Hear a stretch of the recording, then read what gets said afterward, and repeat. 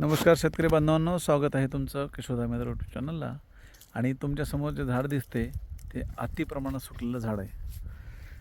तर अशी कंडिशन होईपर्यंत आपल्याला वाट पाहायची नाही आहे.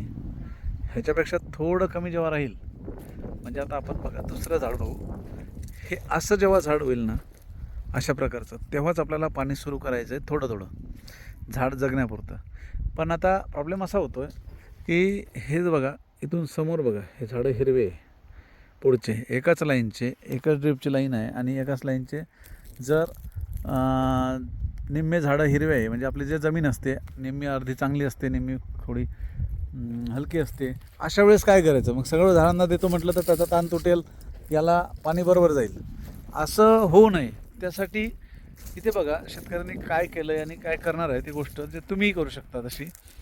तर आपण काय केलं आहे की इथे याला मोड पाडून दिली, म्हणजे ते तिकडून जे येणारं पाणी आहे ते पाणी फक्त इथपर्यंतच येणार.